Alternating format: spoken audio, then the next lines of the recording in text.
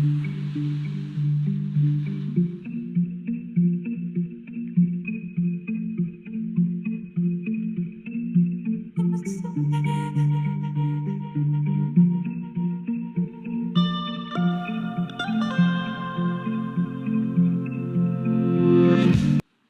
there so much happening on the earth right now? Have you noticed that? There's so much happening. And so how do we maintain our center? How do we maintain our steering of our own ship, right? How do we stay the course? Well, that is why I want to teach you all about what your North Star is. And I want to teach you how the 13 sign astrological chart can guide us. It can give us what our soul purpose is in a digestible way that we can tune into and feel into. And last night I actually gave my mom, who taught me this whole astrological system, a reading about her North Star because I wanted to test it out. And what we came up with and what we found out was just so powerful. And I've been doing her chart for the last 20, 30 years. Like, oh, hey, mom, let's look at your chart, you know? And last night it was like, I felt like we had a major breakthrough. We had a major epiphany. We had a major like expansion of what's possible for her and her purpose and her direction and what she's here for. And my mom's 79 years old. And so to be able to gift her this was like, I felt my heart open. It's like, wow, this stuff works. You know, this stuff works. And I'm so honored and grateful to be able to bring this to you and offer this opportunity to you because, you know, we've all been looking to the stars our whole lives. If you're like me, you've been looking up at those stars and feeling a soul calling, like they talk to us. And I feel like this is the first time I've found a map that actually really shares with us that information so that we can understand it with our minds as well as our hearts. And welcome to How to Learn 13 Sign Astrology to learn your North Star, to figure out finally who you are, right? Via the map of the most accurate astrological chart that I've ever found in my entire life. So welcome everyone. Have you ever seen this picture before? So the North Star is the star that stays completely still, right? It's our point. And so if you were to spin the stars and do a time lapse, the center point is that North Star. And there's actually a really profound channel, psychic, intuitive, spiritual guide that I've started to follow who teaches a meditation. If you're feeling lost, if you're looking to find your direction, if you're looking to tune into what is my purpose, where am I going, why am I here, there is actually a meditation where you meditate on the North Star. And as an astrologer who studies the stars, I went, really? We can actually meditate to and tune in to a star and it can guide us? This is real? And that's where I got my inspiration for this 5-day challenge to begin sharing this information with you because I thought, wow, I want to be able to give you guys access. And I found out that every person, you can actually see where the North Star is in your astrological chart and thus find out, well, what's your direction, right? What is your purpose? Where are you headed? Why are you headed that way? And when I figured this out, I had a kablooey moment. I looked at my own astrological chart and sure enough, there was the North Star right near my purpose point. And I went, oh, it's my purpose to share with you all your North Star. And I went, wow, that's just, that's convenient. That's appropriate. And so that's why we're all here, is I want to give you access to this directional place and directional point that I've just discovered for myself. And it's changing everything. It's just phenomenal. So welcome everyone. Why are we here? Because there is a shift happening in humanity. There is a shift in consciousness right now. And it's happening because it has to happen now. And so for many of us who've lived many years doing what was expected of us, working a job, taking care of the family, doing everything that we thought we needed to do in order to pay the bills and pay the rent and accomplish what we were told by society to accomplish, now we're coming to a point on a spiritual level on the planet where people are waking up And you're waking up at such a deep level, you can't just do what has been comfortable anymore. Is anyone finding that? Yeah. You finding yourself pulled into this direction. Sometimes you don't even know what that direction is, but you're feeling pulled. And that is the pull of your soul. That is the pull of your highest self, wishing to embody, wishing to be here on earth, living its purpose, doing what you're here to do. Would you agree? Would you agree? You're feeling that pull. It's like the things inside of you are not mainstream society, the 9 to 5 job, the structure of the family, the structure of the government. It doesn't feel right anymore. And so I feel called to come here to give you greater knowledge, to empower you, to have the ability to step outside of the mundane, the normal, what you're used to claim your true path. Okay. So that's why I'm here, because I want you to have access to that gift, that beautiful gift of your soul, right? Your true self. You know that feeling when you just feel like, that's me. That's me. This is who I am. That's what I want you all to live in, right? And then to be able to align your work, your business, your friendships, your family in alignment to who you are, to who your soul really is. And that's why this is all about your North Star, right? It's all about connecting to your purpose. Love is like the North Star. In a changing world, it's the only thing that stays constant. And would you agree that at the core of all of us, the root of our purpose and where we're going and what we're becoming, love is really what resides there. When we're happiest, when we're most in the flow, when we're most connected, love is what fills its place. And so the North Star can be a really powerful gateway to get there, right? Like the map in the sky. And so I've led quite a few classes, 3 courses now.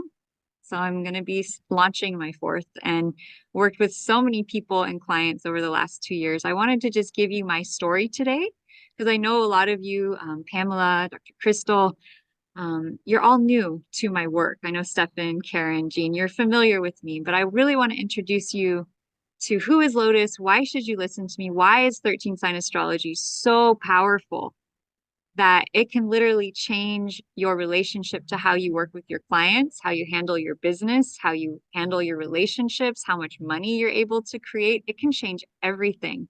And I want to be able to gift you that incredible gift that I've been using for quite some time now. So true freedom has more to do with following the North Star than going whichever way the wind blows. Sometimes it seems like freedom is blowing with the winds of the day, but that kind of freedom is really an illusion. It turns your boat in circles. Freedom is sailing toward your dreams. And this was this quote really got me in the heart because I was thinking about how I want to be free all my whole life. I'm trying to be free and try to be free from everything. And then it wasn't until I tapped into my purpose and my direction and kind of anchored it in that I was able to start moving forwards and I stopped spinning like a top. And I've actually been able to find true freedom by identifying my purpose. Right. And so our North Star, our purpose is what allows us to become free. Wow. What a concept, right? That's how we find true freedom. It's through finding our purpose. And so that's why I'm super excited to get you all lined up, lined in, and activated. The North Star or Polaris is a bright star that happens to be positioned almost directly above the North Pole of the Earth. Think about Santa Claus, right? Santa Claus lives at the North Pole. Magic lives at the North Pole. There's something there, right? There's something there. So it's nearly still in the sky as the rotation of the Earth makes all the other stars turn around it. And its static nature makes it a great reference point for navigation. So imagine in a world where everything's changing, constantly in flux, that there's one point that always stays the same. And that's the North Star or Polaris. And you can see in our astrological charts where it is in your life and how that can guide you. So your life purpose is your North Star in the dark night as you navigate your canoe or your boat or your ship or whatever vessel you're in. It is the compass or your airplane. It is the compass by which your soul directs your life journey. So how many here would like to feel really clear on their life purpose, really connected, really attuned, really just that arrow? You know, think about that. Yeah, that bow and arrow, right? And the North Star being that target. That's what I want to attune you to, so you know exactly how to get there. So don't you know yet? It is your light that lights the world. And so now more than ever, we need you. The earth needs you. We need you. The world needs what your gift is. So each of you have a gift, and that's your purpose. And each of you have this purpose, and that is your gift. And the world needs it right now more than ever, because it is your light. As you come into alignment with your gifts, it is your light that lights the world. So important. So important. Each of you have this. Okay. So who is Lotus Dawn? Why should you listen to me? I'm going to share with you a little brief video of me out in action, doing energy clearing work, working with people. And here's some testimonials of what that energy is like to get you excited and to get you ready for this event. So just sit back, relax, enjoy the video. Here we go.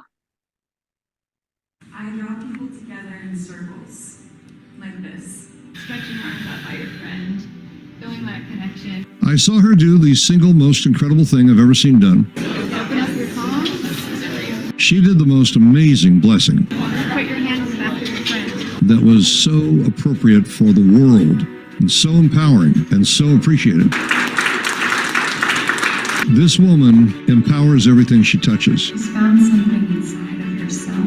And I do believe if she was focused on you and wanted you to heal, It will give you the opportunity to access places and spaces, locations and destinations that you have never been to before. she's got power and knowledge and the ability to implement her knowledge. I want you to pay attention to her. It's something special. The energy went through us all. Lotus is the one you really want to connect with. This makes me feel like so grounded, so calm and peaceful. Something inside of me, I feel change. I never felt that way before. Oh my God, she actually resembles the beauty of the lotus itself. You gave me a permission to connect with my soul. How many of you have been touched by her presence at this event? And I have a gift to share with you. So come, and I will be so excited to share all that I've learned so that I can hold your hand and bring you with me.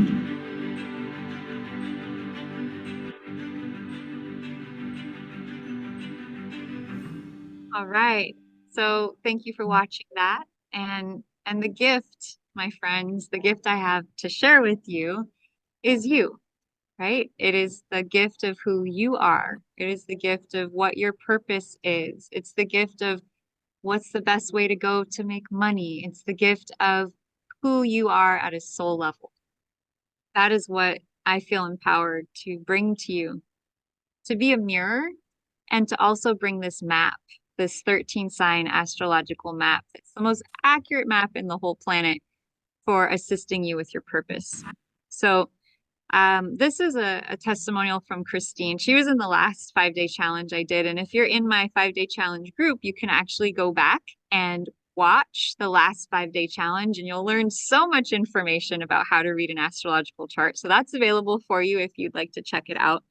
But every time I read this, my heart kind of wells up a little bit. I kind of get emotional because, oh man, Christine was so passionate about what I was sharing. And she said, Lotus lit a fire in me. So grateful and thankful. And I just thought, if I could light the fire in one heart, then I'm doing the right thing. If I could inspire one of you to feel passionate and excited about going forwards, then I'm in the right place at the right time, doing the right thing. Because right now, for us to feel inspired, have you ever noticed that being inspired is like 9/10 of it? Right? It's like we're going through life and it's like that moment of that inspiration when that fire gets lit. that's when we take action, and not a second sooner, not a second sooner. It's like we need that spark. And so if I could do that for you today in the next 5 days, then I consider this a job well done. And I know that, a lot of people out there right now are dealing with, how do I make money? How do I live aligned with my purpose? How do I do what I love and make money? And I have to tell you all that this work really provides an incredible outlet for that. Learning how to read astrology really opens the floodgates because you're able to share knowledge and information about the source of people. And it's a really great way if you're sort of like, should I start a part-time online business? And so I wanted to share this quote. I am open to receiving floods of financial abundance, which allows me to give back, right? And so I think there's this notion that if we do what we love, how are we going to make money? And so I'm hoping in the next 5 days that I will be able to illustrate and share with you how it's totally possible to do something you love, to identify what it is that you love, and to make money while doing it. So really excited for that. These are some quotes from some former students. Amazing experience from the last 5-day challenge. Thank you, thank you, thank you. Heart and soul, game changing. So I just want you to get excited. I just want you to be really 100% involved, because the more you put into this work, the more powerful it's going to be. So a little bit about my background, right? I have a BA from UCSC. I'm a psychology. This is my conversational hypnotherapy teacher, Igor Lederhovsky. He's actually a prince from Eastern Europe, which was pretty cool to learn hypnotherapy from some royalty from Eastern Europe. I also have a background in theta healing and conversational hypnotherapy.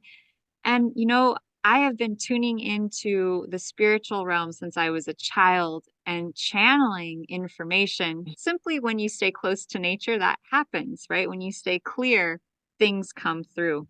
And so after all that training, after I graduated from college and I was doing this healing work, it was actually my mom's inspiration that led me to do this form of astrology that I'm going to share with you today. And so she found out in the early 1980s that Western astrology was based on where the stars were 2,000 years ago, and that where they were fixed, stuck in time, stuck in the past. And so all the astrology that everyone was doing was no longer even accurate to the sky. And my mom's a little bit of a scientist, right? She's a little bit of a new age scientist. And she thought, well, that's weird. Shouldn't we know what sign the suns and the moon and stars and planets are in right now and at the moment when you were born? Wouldn't that be a good idea if we want to know the vibrational effect of those planets? And so she taught me this work growing up, how to do these astrology charts. And I thought that was it. I thought that was all I needed to know. Sidereal astrology based on the true location of the stars, right? That's all I needed. But in January of 2022, so about 2 years ago now, I'm going to have to write some books, because these are literally the astrology secrets they don't want you to know about. Because most people think that when they're reading an astrology chart, it's true to the stars. But the fact is, Western astrology is based on the seasons, right? They're fixed in nature. It's not based on the stars. And so what you're going to be learning in the next 5 days, the work that I do, is true to the actual stars. It's true to what's there. If you had a telescope, if you could go outside and look up, that's what you'll see. That's what I'm going to be sharing with you. Okay. So what I found out, and we'll loop back to this story, was sort of incredible. Okay, where did it go? All right, here we are. So let me explain. So what is the difference between Western astrology and tropical astrology? Well, Western astrology basically has every sign be 30 days long. Who here has had an astrological chart done? Pamela, you've had your Western astrology chart done, yeah? Yeah. they typically each house in a chart is about 30 days long, right? So when you look at a chart, it's 30 days, 30 days, 30 days. Well, what I discovered in 2022 is that each constellation is actually a different size. So the sun takes 48 days to move through Pisces.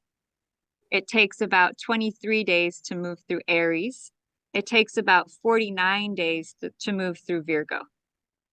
So to have an accurate chart reading of the planets and the signs that those planets are in at the moment of your birth, which is what we want, right? We want to know what the stars were telling us when we were born, right? That's kind of the goal. We want to have that flight map.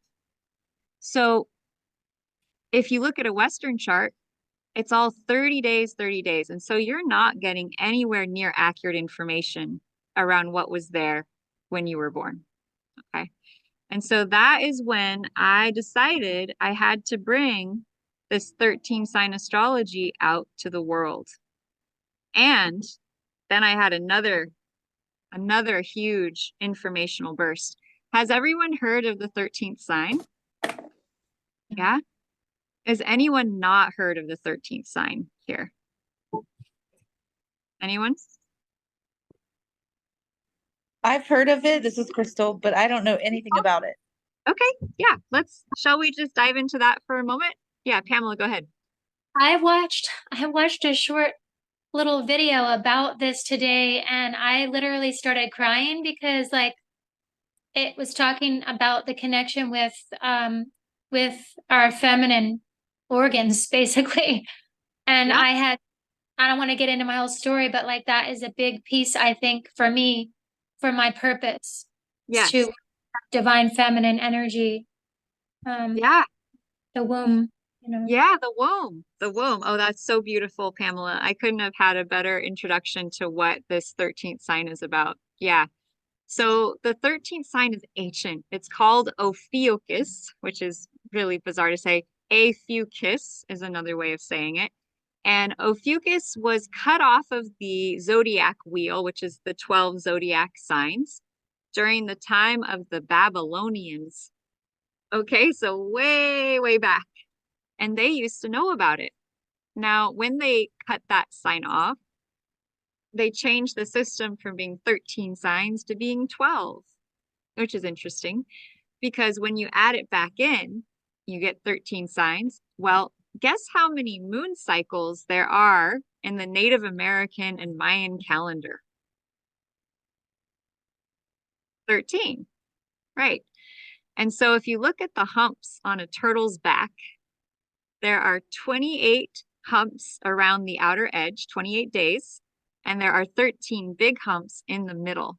And so what that teaches us and what that shows us, okay, is that the effect of the moon, the 28-day cycles of the moon with those 13 moons affect all of nature. Yeah, yeah. And so the lunar energy has a huge effect on everything that we do. And so aligning the astrology with the moon cycles helps to align us back to the divine feminine, right? Back to the divine cycles and seasons of not only the feminine body, who has 13 menstrual cycles per year, but also to the fact that we have 13 moon cycles per year, right? Now, if we look at it on a more biblical level, and I actually have several YouTube videos about Ophiuchus. I'll leave them in the 5-day challenge group for people who want to dive into it more. If you look at Jesus, and you look at the ancient history of Jesus, there were 12 disciples and one Jesus. What I like to say, because a lot of people say that there was also a woman at the Last Supper known as Mary Magdalene, who was actually Jesus's divine counterpart. Hi. Yeah, the divine feminine counterpart. Go ahead. I just had the ancestors saying hi, you know, like, oh. Oh, yeah, you're having a spiritual yes. She's saying yes. Yes. Yeah. And I've had other clients start crying when I bring up Ophiuchus in their charts. It happens quite a bit. So Ophiuchus represents the energy of the divine feminine balance between the feminine and the masculine. A lot of people say she is like the chalice, right? Or the womb. Or for the man, it's his parts, okay? And so Ophiuchus represents the deepest spiritual energy of alchemy. So utilizing the energetics of the feminine and the masculine. Okay, we're going to back up. Have you all heard about the ancient mystery schools and what they did? What were some of the things that they taught there? Is everyone familiar with that? Okay, so in ancient mystery schools, you can go back. Egypt, there were ancient mystery schools. Many people say that Jesus went to an ancient mystery school. Okay, and so the question is, well, what do they teach there? And what are some of the things that they learn? Well, as I've done my research and probed deeper into this question, what I've begun to see and realize, and if you look at this picture of the two snakes, yeah, they're rising upwards to the top, which kind of is a crown, like, right? The top is like the crown. Okay, well, if you were to look at the energetic system of our bodies, there are actually two channels of energy that travel from the base chakra all the way up the body to the crown, called the Ida and the Pingala. And they are the feminine and masculine channels. Okay. And so Kundalini yoga and Tantra teach people how to energetically bring the energy of your feminine and masculine energies up the spine, up the Sushumna Nadi, it's called, to create enlightenment. And so some people say that what Jesus and Mary Magdalene were learning in the ancient mystery schools was sexual alchemy, how to alchemize the feminine, masculine energies to create enlightenment. Some people talk about this in Tantra, Kundalini yoga, how to utilize our energy body, how to raise the life force chi, the sexual chi, up the channels of the body to create enlightenment. And so Ophiuchus is the guardian of the gate. Ophiuchus is the energy of mastery of our energy bodies, of our feminine, masculine energies, of mastering sex, right? Sex energy, mastering lower energy and bringing it up to higher frequencies. And so it's interesting that they wanted to cut that sign off of the astrological zodiac wheel. And yet here it is returning about 7 years ago. NASA released, here is Ophiuchus. Here's the 13th sign. And so it's been slowly coming back into the mainstream consciousness. Pamela, are you having some awarenesses there? Yeah, just really deep breaths. Just Do you really want to share with us? Yeah, just really, it's really true. Like it's really feeling really true, you know, in my body. And yeah. It is. It's very deep medicine. And I think that as a people, if you've been drawn to this course, if you've been drawn to this class, you're someone who is awakening. You're someone who's having awarenesses. You're wanting to grow. You're wanting to expand. And maybe you have memories. Maybe you have memories of being in an ancient mystery school and being trained and taught how to alchemize. Yes. Yeah, yes. Yeah. All of them goosebumps, like right down the spine. Yes. Yes. Yeah, my guide team has told me that I'm here to assist those who have these memories, who've been through this type of training before, with remembering who they are and helping to alchemize. There's kind of like a veil of illusion or a veil of forgetfulness in our society around the power that we all hold and have within us, and the training that many of us have already gone through lifetime after lifetime. So one of the things that happened with Ophiuchus, let's go back here, is that imagine, yes, we were those people who were taught the alchemy, the alchemical system of the 13th sign system. We were taught how to channel our energy body. We could alchemize sexual energy. We could raise our consciousness through Tantra, through yoga, through various practices. Now imagine you have these abilities and powers, just like Jesus did, right? And you go out into the world. Well, what happened was he was persecuted. The powers that be were not ready to allow such high frequency energy to be out amongst the people. And so one of the things that happen is that all of us that were trained in these sacred teachings, and this is where you're going to want to breathe really slow and deep and stuff. And I think we've done some work around this stuff before. We have been persecuted for our knowledge. Okay, so we've had to go into hiding. We've had to hide. We've had to dim our light, right? And so one of the things Jesus says is, your light is your greatest gift, right? It's also your greatest burden, right? The light that you shine, the lighter, the brighter you are. And I can attest to this as someone who teaches this information, that every time I go out there to launch an event, it's like I have to push through molasses to get this info to you all. And so if you've gone through that, and I was talking to my partner about this just the other day, how many of us have past life trauma around getting out there with our purpose? Yeah. And so what has occurred to me with this astrology and with teaching people how to get in touch with their purpose and what you're here to do, that energy work and clearing becomes like essential for you to move forwards. And so I include that with all the work that I do with my clients. We look at your chart, we identify what your direction is, your bullseye, and then we clear the blockages to that happening. And for a lot of us, if you're a spiritual teacher, if you're a guide, if you're someone here to uplift humanity, you may have some trauma from a past life. And that's what Ophiuchus shows in our chart, from persecution. And so Ophiuchus is the bullseye. When I look at it, I'm like, okay, where did that person have persecution trauma? And what part of the body is it affecting? Because the chart can show us the part of the body. It can show us the area of your life. It can show you the level of energy it exudes. It can tell us how and when it's being activated by other planets. Yes, Pamela, I know. And so we're going to definitely do some more deeper clearing on this stuff as we go through the next 5 days. So please keep coming back so that we can clear you of whatever is being brought up today, because I know it's a deep subject. I don't really relish bringing it up, but I'm very passionate and committed about all of you getting to your goal and getting to your destination, which is sharing your gift with the world, because I see you all as having a very divine gift and purpose that is needed on the planet. Every single one of you.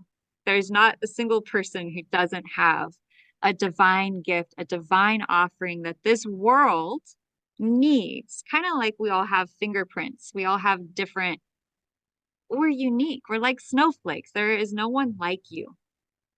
There is nobody who has the exact gift that you have. And this world is like a puzzle, and we all are being asked to contribute our puzzle piece. So I'm really happy you're here. I'm happy to assist us all to get to your gift fulfillment, right? You have a gift within you. Yeah. Yeah. Go ahead, Pamela. I do have something to share, and I was afraid, even just being on video right now has been like, I was working to clear that while you were doing the clearing, just like that was some of the stuff that was coming up. Yeah. Because even that is like, there's like something about that being seen. I don't know what it is. Right.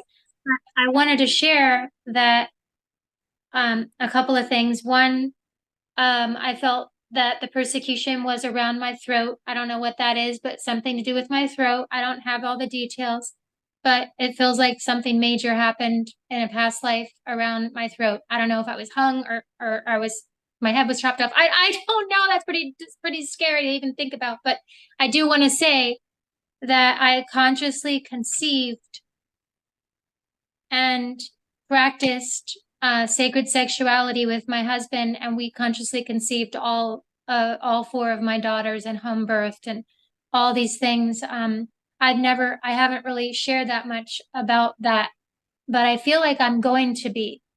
Yes. Yes, of From course. love.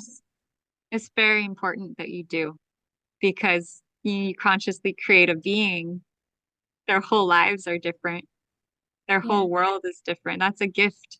It's a gift you're giving to them. Yeah, as we remember everything as fetuses unconsciously. So consciously we may not, but unconsciously our memory stores every single memory from before conception through. So you doing that is a huge gift. I want to thank you for sharing, Pamela. I would like to ask everyone, because I can sort of, as I tune into the collective, how many of you are feeling triggered as I talk about persecution, trauma? Anyone feeling triggered? Just raise your hand, just so I know. Is anyone feeling that? Okay. Would you please write into the chat what level of trigger? Yeah, we got all the hands raised. What level of trigger you're feeling around this persecution trauma? Because I can tell you're all here as teachers, you're all here as guides. Yeah, let's go ahead and share what your number is around that. We'll just do a little clearing on this. We got an 8, stabbing sensations, 5. Okay, so 10 is the highest trigger, 0 the lowest, just to be clear. So 10 is the most extreme. April's moving. Maybe she's got some tears or just itchy eyes. I'm not sure. April's like a 5. Stefan's like a 1 or 2. That's awesome. Feeling kind of like a shock feeling. Okay. Sweating. Yeah. So not all of you are going to be feeling this as much, but since Pamela is having such a strong reaction, and there may be people watching this at home or watching the replay, I would like to just do a clearing on that real quick. Is everyone okay, copacetic with doing that right now? Yes. Yes. Okay. All right. So this is good, because if you want to go out into the world and you want to share your gifts, how many people do you think this happens to? I was thinking about this today because I was feeling like nauseous and spinning and like dizzy as I was getting ready for my event. And I was like, so is this what everyone goes through when they try to go out and follow their purpose? Because it's kind of intense. Hi, Crystal. Nice to see you. Um, so yeah, it's a little bit intense. So what we're about to do, Crystal, we're going to do a little clearing around, I don't know if you missed it or not, around Ophiuchus, the 13th sign. And how it can bring up past life persecution trauma. Yeah, so if everyone wants to just share if that's triggering you and how much. Dizzy. Oh yeah, the clearing from before helped. Awesome. Good. That's good. Okay. Well, we'll get that 1 or 2 gone. Okay. So I want you to tune into your body and think about persecution trauma. Persecution trauma affecting your ability to share your gifts with the world. And on a scale of 0 to 10, how high? 10, it's very triggering. When you think of it, it's a lot. You don't have to come up with a new number. It's okay. You already came up with one. But just tune into it. Okay. And where in your body do you feel it? That's really important. Tune into where in your body do you feel it? Good. There it is. There it is. Okay, now you're going to take your hands. You're going to build a fire. And you're going to do 2 things. You're going to focus on where you feel it in your body. Okay. And you're going to focus on your hands. So you're going to feel the sensation in your hands. It's rubbing together. Pamela, if you can, I would rub your hands together too and focus on the sensation in your throat. Okay, and I'm focusing on you. I know it's a lot. I want you to breathe through it. Okay, I want you to breathe through it. Feel it. Breathe. Rub your hands together. Breathe. Feel it. Feel. Good. Deep breath in and out. Okay, there we go. Okay, creator of all that is. Deep breath in. Deep breath out. Creator of all that is. It is commanded that all of this persecution trauma be allowed to release and clear. We command it to release and clear on the core. Deep breath in and out. There it is. Let the yawns happen. If you want to yawn, let the yawn out. Good. Creator of all that is. It is commanded all of that persecution trauma going way back through the lineage, through the collective, through your bones, your ancestry, your DNA, your nose, all those layers and levels of persecution trauma, everything that brings up or lets down, will you please revoke, recant, renounce, denounce, destroy, and uncreate all, please, right and wrong, good and bad, pod and pock. All 9 shorts, boys, povids, and beyonds, creator of all that is. It is commanded all that persecution trauma be allowed to release and clear. We command it to release and clear on the core, on the genetic, on the soul level.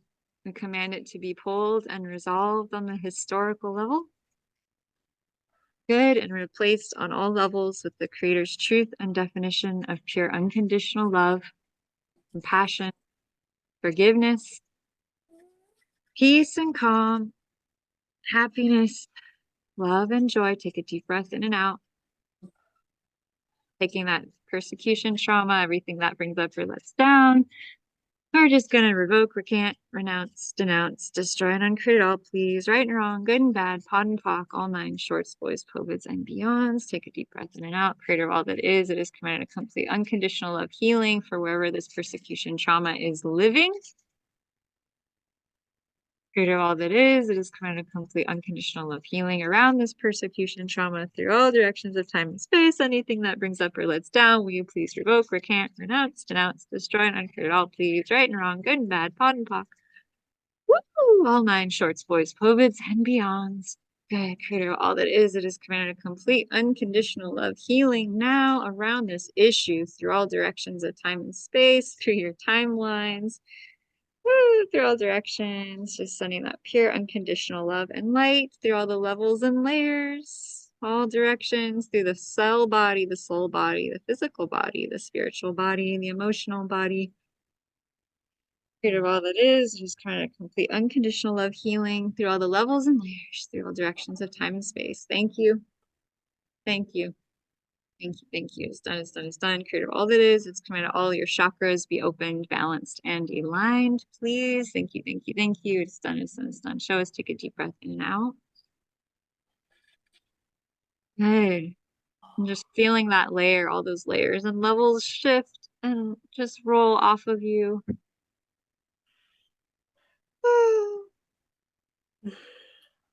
That's good. Breathing in and out. Good. Nice. Okay. Take a deep breath in and out. And just feel your body on the chair. And we're just asking for complete unconditional love healing for all of you through all directions of time and space around what we just worked on, asking God to please fill you all up with pure source light, pure unconditional love, compassion, forgiveness, peace and calm, happiness, love, and joy. That's good. And a deep breath in. A nice deep breath out. Good. And just slowly coming back into your body. Coming back into the here and now. Breath in and out. Asking God's source to fill you up on the soul level, on the Dantian level, on the chakra level. The pure unconditional love and light of the creator of all that is. Thank you, thank you, thank you. It is done. It is done. There you go. Show us. And just very healing energy there. Yeah. Yeah, you're beautiful. You're divine, sacred conduits of source. You've been on a journey. You've been on a journey returning back home to you. A journey of returning back to your true self. And all those layers are ready to be released from the consciousness of the planet because we're here to call in heaven on earth. Why we're here. And we're called. So all this stuff is just asking to go finally. Can step forward clearer and brighter. Good. Take a deep breath in and out. Nice. Yeah, you can clear out your energy space if you want to. Oh, yeah. Woo! Good one. Good. All right. Now I want to just say Ophiuchus again, the 13th sign, and notice how that has quite a feeling to it, just even saying it. It's really a reminder of our own true power and gifts as beings, is what Ophiuchus is. It's that inner master of energy that we all are, probably from many lifetimes. And so to what degree we have it in our chart will show our level of achievement or attunement that we've worked on this alchemization of our energy systems, of raising our frequencies. And also relate to, if you believe in free energy or the flat earth or Tartarian stuff, I think it can also relate to getting energy from the ether because the element associated with Ophiuchus is ether or quintessence. And so I think Ophiuchus can relate to our ability to psychically attune to each other through the ether, right? Through the quintessence. And some people even say that the internet that we're on right now actually could be without any cords or cables. It could literally just be through the ether, and that the cords and cables are just sort of an illusion to keep us thinking we haven't activated that level of technology yet. So something to ponder. I came across this while YouTube sleuthing about quintessence and ether. Maybe one day I'll share the video. It's very interesting. I'm sharing all of this also because the sun is at this moment in the constellation of Aquarius. And Aquarius is all about the new age. It's about technology. It's about the internet. And, you know, Tesla really embodies that great inventor, the energy of Aquarius. So let me ask you now, when I say Ophiuchus or I say persecution trauma, on a scale of 0 to 10, 10 being you feel it really strong, it's so strong, 0, not at all. What number comes to mind now after this clearing? Okay, Pamela's entering her number in. Okay, we've got 0. Yay, Stefan. Good. 2. Jean. Awesome. April's out of 1. Karen's out of 3. Okay. Okay. Pamela's at a 0. Fantastic. Pamela, you were feeling it the most. How do you feel now? I feel great. I really did. I really open to just allowing that to clear. You were ready. And also letting go of the self-conscious feeling that I was having. So maybe the first clearing helped me to get rid of the self-conscious so that I could share, you know, more authentically. And then just to allow that deeper trauma healing to occur, really, you know. That's beautiful. Yeah. That's beautiful. And it was pretty simple, right? It's a pretty quick method. I've found I don't really need to know very much. It's just energy, right? It's just frequency and vibration. And if we can feel something, we can clear it. We can feel it, we can clear it. So it makes it a lot easier. So that, my friends, is the 13th sign. I'm really glad to introduce it to you. There's a lot of videos. I'll leave some videos up in the Facebook group today, but you can probably see why I've been so passionate to share this with people, right? There's something kind of magical here. There's something speaks to the power of magic and energy. And the third thing I should probably mention is so Ophiuchus is December 7th through the 18th. And so what happens on the 21st of December is the solstice. Okay. And so Ophiuchus is the last day of Ophiuchus is actually the day that the sun comes exact with something called the galactic center. And the galactic center is home. It's in the center of our Milky Way galaxy. And it is home to 4 supermassive black holes. What? So you all familiar with yin and yang, right? Internal feminine energy, masculine external energy. They're white and black. So black hole, 4 supermassive black holes would be the epitome of yin or feminine. And Pamela was talking about Ophiuchus feeling or being talked about being connected to the womb, right? And so the womb, right, where we all are held for 9 months before we're born, is fairly dark. Okay, it's fairly dark. And that's where every seed goes to grow, is in the darkness. And so black is a very fertile energy. It's where everything is created. And so December 18th and June 18th are 2 of the most fertile times of the entire year in terms of planting a seed or setting an intention. And so I like to share this with people so that if you plan events or you just want to have yourself optimized for when to create or manifest, those 2 dates of the year are some of those powerful days for creation. And it's not creation in terms of it manifests that day. It's creation of setting the intention for the next 6 months. Because it's literally like the opening to the galactic womb. That's what Ophiuchus is the guardian of, is the galactic womb of creation, or the galactic center. Wow. Whoa!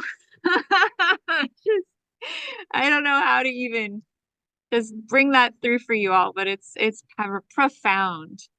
It's profound. And I hope it will gift you in the next year, just knowing this, right? The whole course, you just learned this. You could walk away and have a piece of gold in your pocket in terms of being able to plan and set intentions for your life and create it from a more powerful space. So that is Ophiuchus. That is the 13th sign. Oh, and here's the picture of the turtle. I told you about the turtle. Has 13 humps on its back, and then it has 28 smaller humps around those 13 humps, which perfectly lines up to the Mayan and Native American calendar, who has 13 28-day moon cycles in their calendar. Wow. So they follow the moon. And so that doesn't add up to an even 365. It adds up to, I think, 364 or something. And there's one day that they call their free day, which is like day out of time. They just take that day off. It doesn't count, right? You just take that day off. So really fun to start thinking about, how do we measure time?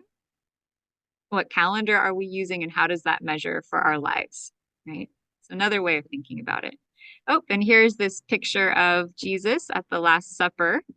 And on Jesus's right, we see this very feminine looking woman, right? And so the idea is that perhaps that was Jesus's counterpart, his divine feminine polarity, right? And some people say that feminine and masculine, that one of the highest ways to raise one's frequency or energy or ascend can be through practicing Tantra with a partner, and together raising your feminine, masculine energies up to a higher level spiritually. And that's perhaps what Jesus did to become so powerfully gifted with his love energy, was actually through their union. So quite a profound, different way of looking at Jesus and the Bible and energy in general. Wow. So Ophiuchus, right? The power to tap into the sacred circuits of energy in our body and raise them up, raise them on up.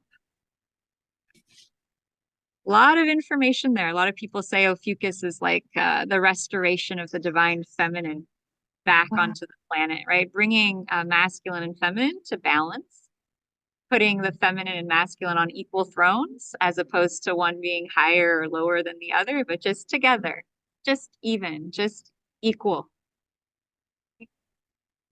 So, woof, here we go. Here we go. We've started the day, and so what I would like to turn to now, before we go much farther, is I just wanted to check and see if anyone has any questions or comments, or you want to share just something you're excited about. And let's just kind of take a moment to tune in together collectively. Stop share. Yeah. So this is 13 sign astrology. This is what we're going to be learning in the next 5 days. We're also going to be throwing in energy work as is needed. Yeah. Because this stuff brings stuff up. I've had so many sessions with people where I'm working with them and they start crying, right? They start literally crying. And I'm like, oh my gosh, I'm so glad I know energy work. So now I can help you with what is being brought up, because this is so powerful.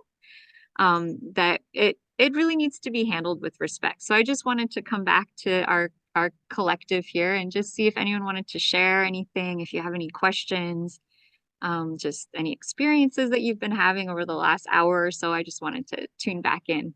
Yeah, anyone want to share something? Everyone's in a kind of altered state here. Go ahead, Pamela. I don't want Yeah. to be the only one sharing. Go ahead, start it off. But when I saw the picture of Jesus with Mary Magdalene in that Last Supper photo, and you said, talked about the counterpart, I again got this like goosebumps, like, yes, like almost like just really confirming, this higher truth, Yeah. Yeah. In Guatemala, the shamans come in male female pairs. And in other spiritual traditions, there's a man and woman pair. And so it's a real thing that men and women working together can actually be a very powerful thing for healing. And I think on our earth, we've kind of been separated, the masculine and the feminine, like you do your thing and I do my thing over here. But what happens when male, female can come together and unite to heal? Then the energy becomes not just 1+1 = 2, but 1+1 = 11, right? Right, Summer? So 1+1 = 11 is the amplification of the male female dynamic. And it can take a lot of healing to come into that place. But once you're able to get there, it's really profound. Yeah. Anyone else want to share anything or speak to anything that came up for them? Go ahead, Stefan. Yeah. Yeah, for maybe about 30 minutes now, I feel like really a strong tingling around my head. Yeah. Like in a good way, like energy is moving, something Yeah. kind of Yeah. strange. Yeah. But in a good Yeah. way. Mm-hmm. Yeah, I have to share with you all, like, I feel so called to this work more than just to share the astrology. I think there's like a transmission that comes through when we connect to a birth chart, when we connect to who we are on a soul level, there's like a transmission of truth. And if we think about the whole rest of the world following an astrological system, hi, Summer, an astrological system that's based on where the stars were and is no longer accurate to the sky. And then we're going to events like Moon in Aquarius or Sun in Mars, and it's actually, or Sun in Taurus, and it's not actually a concurrent to what is happening in the sky. How does that affect everyone's energy field? Whereas when we get together in a group, in a community like we are today, and we're all focusing on what is actually in the sky and what the planets are, and now we're including the 13th sign, what starts happening in our field energetically? It's like we're literally realigning our soul connection to the stars and the planets, which is our birthright, right? We are all here. We're one family. We have the stars above us. And so we're all here to connect to this energy together. So yeah, anyone else want to share something here before we jump into this really fun little energy update I wanted to gift you all for today? Okay, everyone's happy. Okay, so what I want to do now is I made a chart for today, and I just wanted to share with you all some of the energetics of what is happening in the sky right now. Does that sound kind of exciting? You want to learn what we're astrologically in right now, true to the stars, what's really going on. And hopefully this will give some clarification for what you've been feeling, because my friends, this time that we're in is very rich. It's very, very full. And I'm hoping that I can begin to show to you how powerful this 13 sign chart is, and thus empower you to know how to read it, and then you take back your power, right? So you're no longer dependent on the mass media streams. You have the power to know what's happening in the world planetarily, energetically. It's phenomenal. So I'm going to share the screen, and I use something called I have my own software. And so what we're going to look at right now, and don't get overwhelmed, right? Just stay with me one step at a time. First thing I want you all to learn, and we're going to go deeper into this tomorrow, is that when you look at a chart, what are you seeing? So I didn't actually know what I was seeing for until 3 months ago. So I spent my whole life reading charts, and I'm like, I don't really know what this map is showing me, but there's, I know how to read the signs and the planets. So let's just look at this circle, right? Okay, it's just a circle. Well, what does that circle show us? Well, if we take this middle line, that middle line through the center is the horizon. Okay. And so let's imagine someone was born right now, today, at this moment, which I'm sure there's hundreds of people born right at this moment, right now, as we're talking. Okay. The left-hand side of the chart represents the eastern horizon. Okay.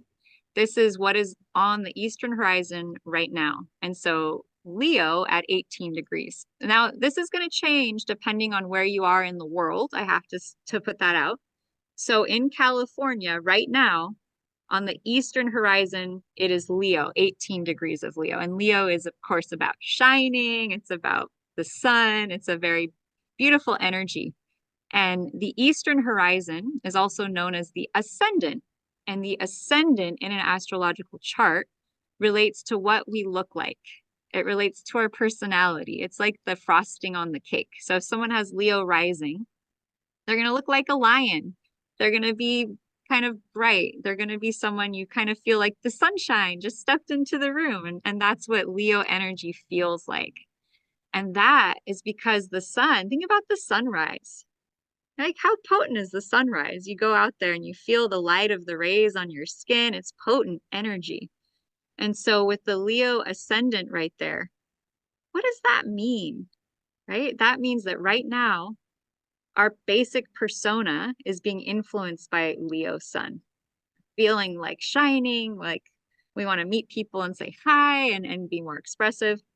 Okay. Well, this middle line is the horizon. So let's get back to what we're looking at, the horizon. So that means everything above us is what is in the sky right now. Okay? Everything above us is what is in the sky, what planets are in what signs right now, today. Up above us at the highest peak, called the midheaven, is going to be 7 degrees of Taurus right now. Highest point. Okay. Over to the far right is going to be called the western horizon. Okay.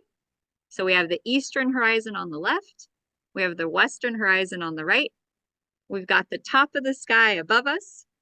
And that's just the first half of the chart. That's a lot, right? Just the first part of the chart. Well, everything below the horizon is underneath us. Well, what does that mean? Well, it means we can't see it. It's hidden. Okay. So at the moment you were born, all the planets that were below you were hidden, that were underneath. So that means that's your inner self.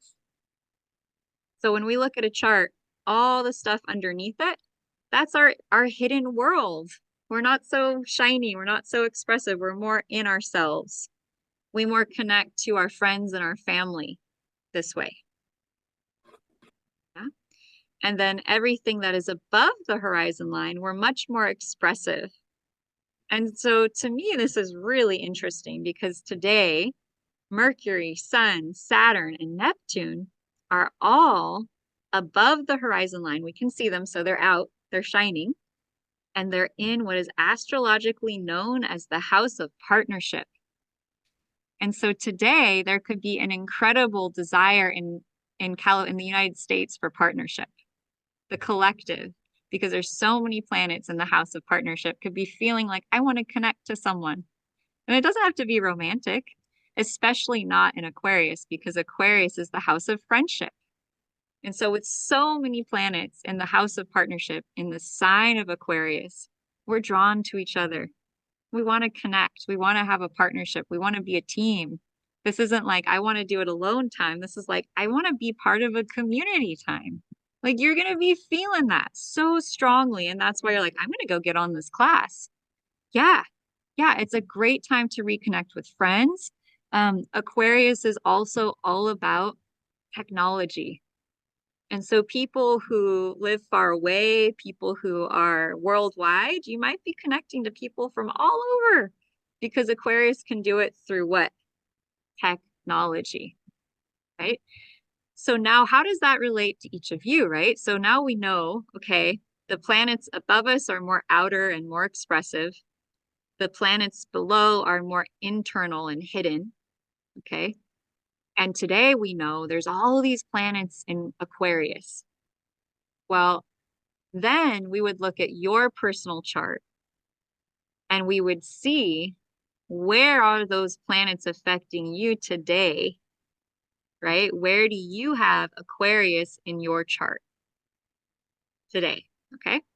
So what we're going to do, you might want to write down, okay, we got Mercury, we've got the Sun, we've got Saturn, we've got Neptune, right, in Aquarius. So now we're going to go over to Pamela's chart because Pamela's been such an amazing participant and volunteer, and you've just been sharing your heart and soul with us. And I just want to show you by example real quick how we match up what's happening in the sky to a person, right? So we have this whole like, okay, that's what's happening in the sky. We got 5 planets in Aquarius. Okay. Well, now we're going to come to Pamela, beautiful Pamela, and we're going to find where does she have Aquarius in her chart? Well, interestingly, she has it in her 8th house and a little bit in her 9th house. Okay. So what does that tell us? It tells us, well, what is the 8th house? The 8th house in astrology is all about transformation. It's actually Scorpio's house, which is the house of sex, death, and rebirth. And we just started talking about sex. I mean, that's pretty unusual, isn't it? Right? We just did a clearing around past life persecution trauma, right? And she has all these planets activating her house of those things today. And so that's how we begin to use astrology to know how are the planets going to affect us today? By knowing the houses, by knowing the signs, we begin to be able to interpret that. She also has what is called her destiny point in Aquarius. And so her destiny, her personal destiny, is all about it's all about the collective, it's about the new age, it's about friends, it's about technology, it's like Tesla, it's like this new vision. It's like you want to bring this new vision in for humanity. And so for beautiful Pamela right now with 4 or 5 planets in Aquarius currently in the sky, she is feeling incredibly activated. Yeah. Yes. Exactly. So this is how we do it. This is how it works, right? And then we can do another example just to kind of entrench it, just to make it a little bit more accessible. And don't worry if you're not getting it right now yet, right? If this is still kind of new and you're not quite sure what I'm doing here, it's okay. It will come with time. Okay. And so we're going to go to April's chart now, and we're going to see where does she have Aquarius in her chart. Are you seeing how the chart of the day is different than what each person has in their chart? And that's because the time and day they were born is different from today. And so that changes what was on the eastern horizon at the moment they were born. That's really all it is, right? It's always changing. And so when you look at the chart of a person, you can compare the chart of the day, and it's incredibly powerful. So if we look at the chart of the day for April, this looks like mostly her 11th house, which in astrology, the 11th house is friends, society, it's the community, it's the world. And here she is in a group of people with friends talking about new age stuff. Aquarius is very new age, so this is a really good time for this conversation to be had. And it's activating her Juno and her Vesta. Juno is actually her asteroid of marriage. Juno is the asteroid of marriage in astrology. So it's a fun one if you're interested in partnership and love, which means that, you know, maybe she's gonna maybe meet someone or have some kind of a, you know, a romantic fling that happens when there's so many Aquarian energies there. So shh, don't tell anyone. Right? But that's what I love about doing these charts is it starts to give you an inkling or an idea of what's going on for you currently with the energetics of today and what's happening. And we could go to to Karen's chart. Oh my gosh, Karen. Well, I know Karen's chart pretty well because she was just been in my 13 sign masterclass. And so I could have already known, but she has her moon in Aquarius conjunct the sun in the 7th house of partnership. So today may be a day more than any other for Karen that she feels like being part of a relationship, right? Relating, being in community. It's an interesting sign, Aquarius, because it's all about friendship, right? It's all about the community, the collective. It's not so much like one and one. Aquarian people are different. They just like to connect to everyone like their best friend, right? And so it's a really beautiful energy. Karen, does that resonate with you? I don't know if she's there.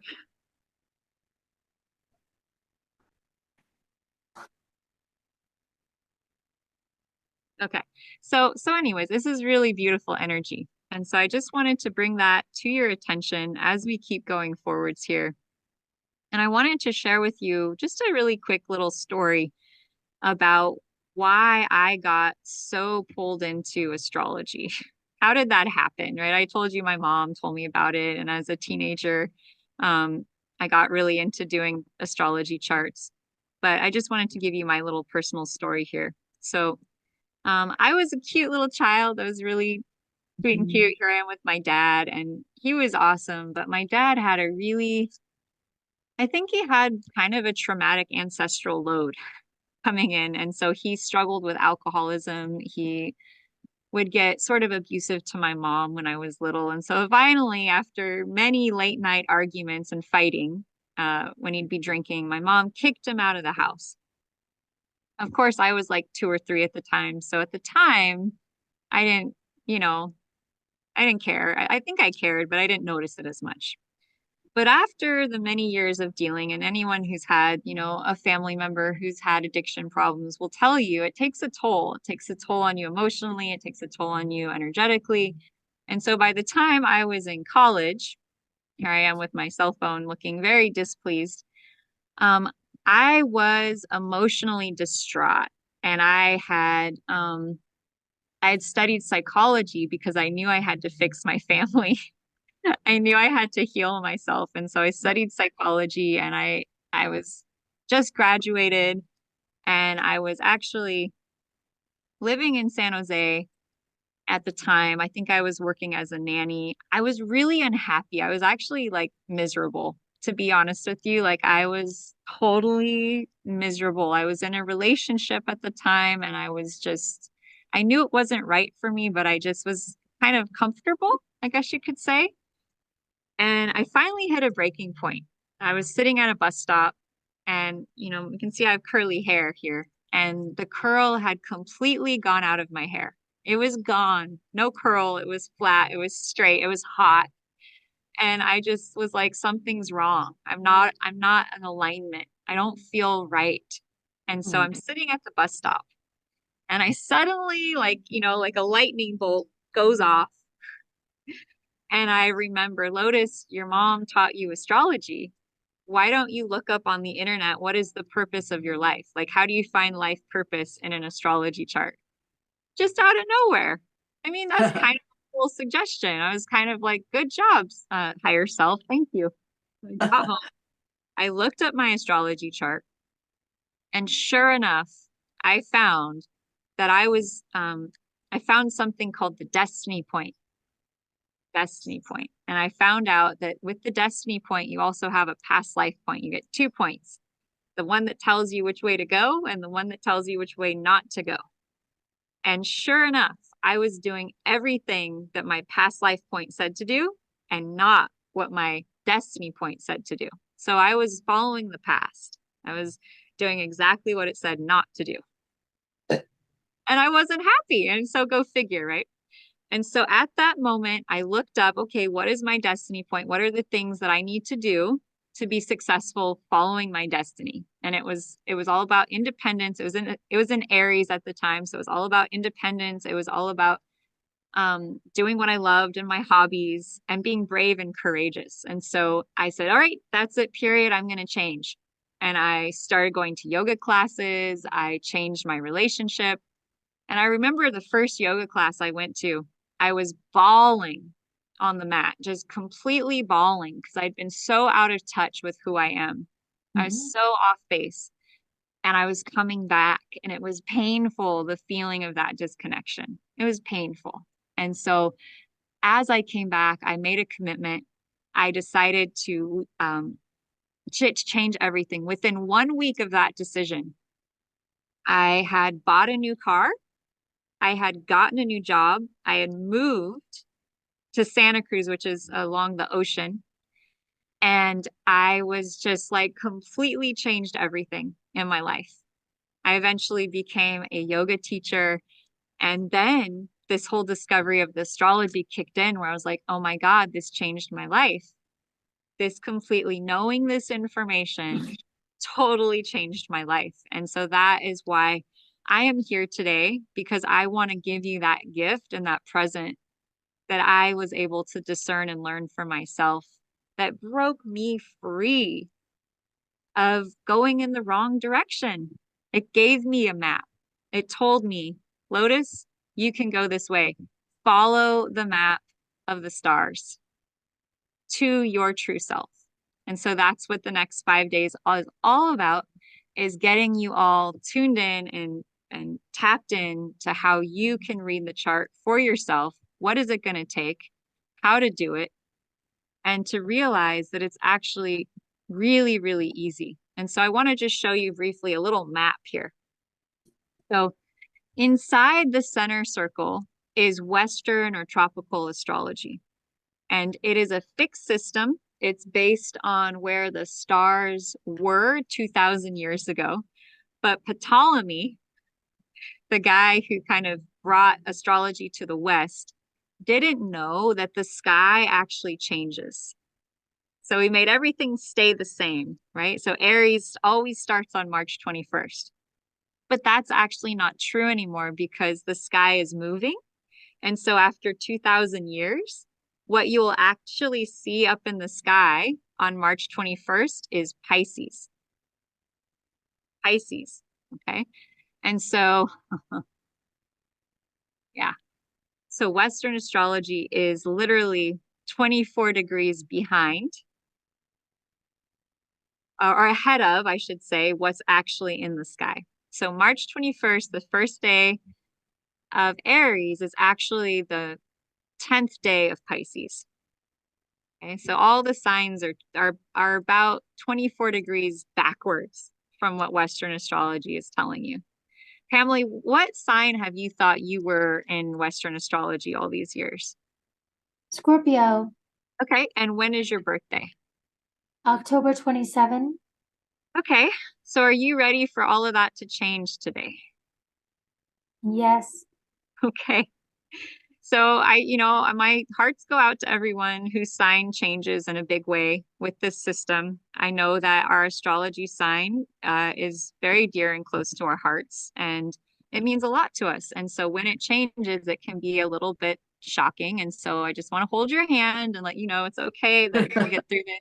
And ideally, it will be a really great change for you. So on the day you were born, according to the actual constellations in the sky at the moment of your birth, at that very moment, your sun was actually in the constellation of Virgo. Okay. Yeah. And so that's about 24 degrees back from what you've thought, which has been Scorpio. And so do you know much about Virgo energy? No, I actually don't. Yeah. Okay. So Virgo is the healer. It is the energy of the healer. It is the energy of healing. It is the energy of health. It is the energy of groundedness, of animal care. It's the mother. It's the mother. So Virgo is often considered to be the quintessential mom and the quintessential midwife and the quintessential childbirth caregiver, because Virgo cares for everything. She cares for the home. She cares for animals. She cares for plants. She cares for children. She cares for all of us. She's the biggest constellation. And so Virgos are very giving. They're very service oriented. They're very loving. And so Pamela, you have your Sun, Mercury, Jupiter, and Mercury all in Virgo. And you actually have them in Cancer, the fourth house, which is the house of the home and the family. Whoa. So you're like the quintessential mama. Oh my gosh. Goosebumps all over. Yeah. Yeah, with Well, you, it's very clear, right? It's very clear. I mean, how many children do you have? I have 4, but I have 1 daughter in spirit. Wow. Wow. So you have 5.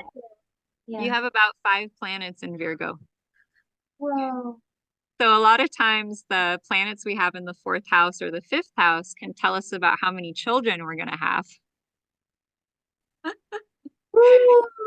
know it's pretty special. It's pretty special. Wow. Yeah. Yeah. Yeah, it's cool. You've been writing me a lot. You're like, I'm so drawn to your work. And so, yeah, there's a reason. There's a reason so that I can help to give you this confirmation and this clarification and say, yes, Pamela, you are tuned in. You know what's up. This work is amazing. It is life-changing. And now you know one of the reasons why. Yeah. Yeah. How are you feeling? Like just a lot of like tingles all over. I don't know. I think my higher self and my guides and my inner child and all of my parts are just like, yay! That's what it feels like. Yeah. Yeah, I love that. I love that. I mean, that's what this work is all about, Pamela. So we're going to keep, the next 4 days, we're going to really dive into the mechanics of how to read the chart. Today is more of an introduction and to get you excited about why you might want to learn it. Why might it be helpful, right? If you have clients, if you have friends or family, that you want to be able to give them that kind of amazing, radical breakthrough information of like, hey, look at this. You're like this. And you're like, oh, I am. And what does that feel like? That confirmation? How good does that feel? Yeah. Yeah. I mean, I never knew confirmation was so powerful until I started doing readings. I thought, well, you tell someone something they already know. Like, why is that a big deal? But the truth is that our friends and family and the people around us are often so busy and tuned into themselves that they have a hard time even recognizing us or acknowledging or confirming, hey, this is who you are. Right. And so that's one reason that this work is just so, so powerful. So I'm realizing I did want to show Stefan your chart for the 4 planets of Aquarius. And I'll add your picture, Stefan. I just didn't get to it. Didn't know you'd be here. I'm glad you're here. So Stefan, I think I got your time a little bit wrong here. So what I'm going to just have to do real quick is just correct that. And tomorrow, Jean, I will have your chart totally ready. I tell you, keeping track of the hundreds of charts that I have. I don't even might be verging on thousands now. I do my best. Be forgiving, can. So I'm just gonna edit this chart real quick, and then I want to get that to you. Tomorrow we can talk more about it. Yeah. So the planets are a lot right now. There's a lot going on. I was gonna go deeper into that, but it is getting later today. So I'm happy to go into that, or we can also look at it tomorrow. You can just let me know how you're all doing time-wise, energy-wise. I don't want to take up too much time here. Tomorrow sounds good. Yeah, good. Good.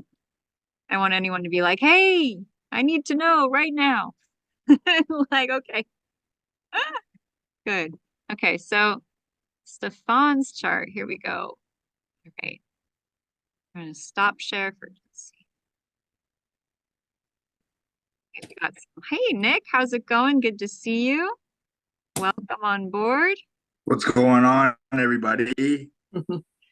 Nick's excited. Nick, how have you been doing after our last session? I gave Nick a session a couple weeks back. How have you been doing? I haven't really gotten to actually ask you in person.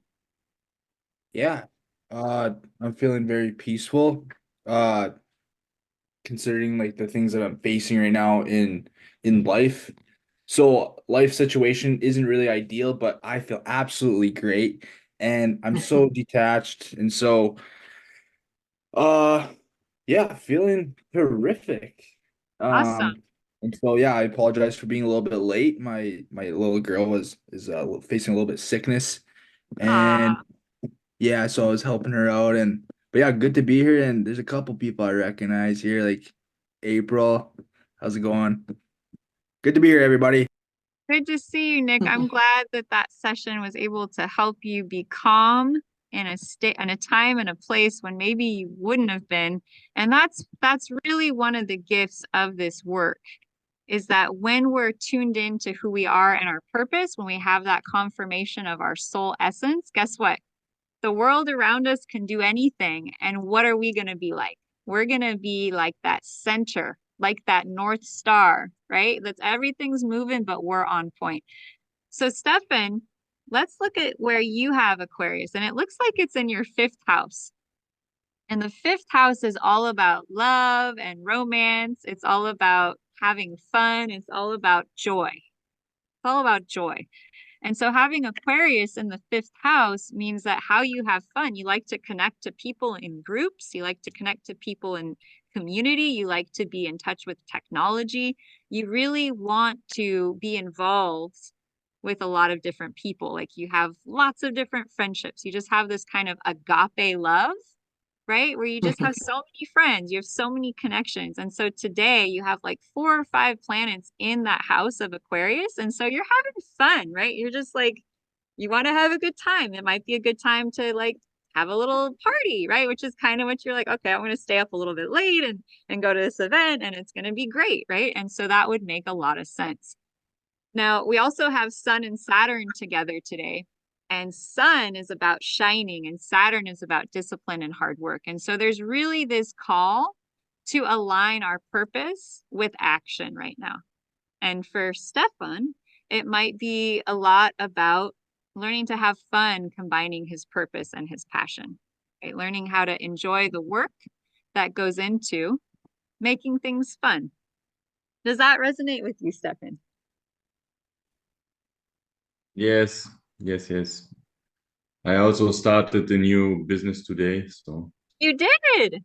yeah, Wow. I started a new business and also did my first sales call, so to say. So yeah, a lot of Congratulations. connected, yeah. What kind of business did you start? Multi-level marketing to for a frequency patch, so which is quite Frequency. great. Did you say Yeah, frequency? So that is frequency. totally Aquarian in nature.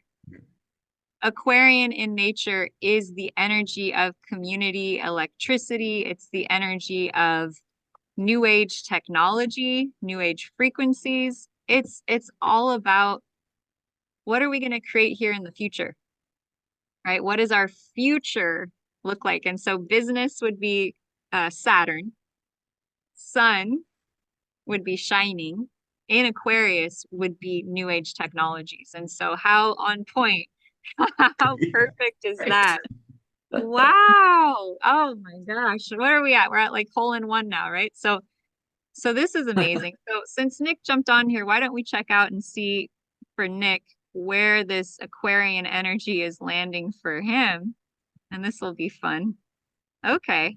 So Nick, the Earth Tiger, has Aquarius in his 6th and his 7th house. So let me just check out real quick exactly how many degrees of Aquarius everything is today. So I can discern, okay, is it the 6th house or is it the 7th house of relationship? Earth Tiger. Yep, Roar. yep, you're an Earth Tiger.